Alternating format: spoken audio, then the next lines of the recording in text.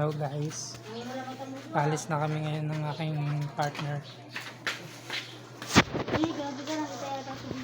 Punta na kami ng Tabang Giginto sa aming customer. Let's go!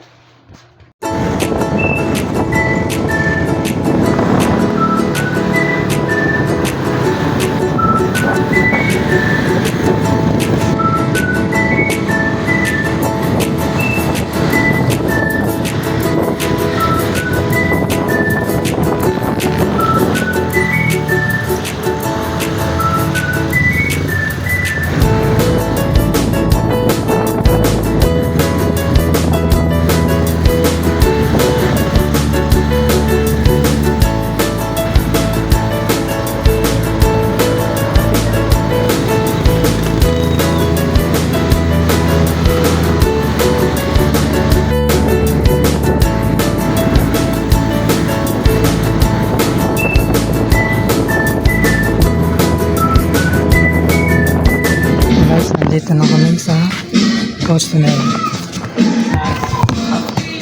Nagawa na kami TV dito. Ha? Malagpe, no? Let's go! Yan guys, pinuksan namin TV, ganyan naging problema niya, top board ang problem. Yan, kaya try namin siyang reparin kung kaya pa sa repair. At yan guys, nabuksan ko na, pinubuksan na namin yung kaha, fresh na fresh pat, wala pang sira selyado. Kami pa unang gagawa niyan. And then, ngayon nakita namin na kanyang tikon. Yan po yung mga tikon na need Napleson kapag hindi salpak ang kabilang side para makita ang problema. Tapos, yan, nagawa na namin unit. Mamaya sasabihin ko, papakita ko sa inyo kung paano ko siya ni-repair.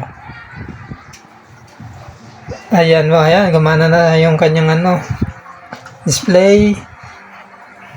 Kaya medyo natuwa si customer sa aming pagkakagawa sa kanyang TV. Kaya yan guys, yan, na Google TV pa yan, no? Ayos. 65 inches nga pala yan na Skywork. Kaya mabutit nakuha pa sa repair. Ayan guys, yung ginagamit kasi na ng humidifier, kaya nasira yung kabilang side na basa. Yan, nakita nyo na guys, nakita nyo ba? Okay na. Kaya salamat sa mga followers.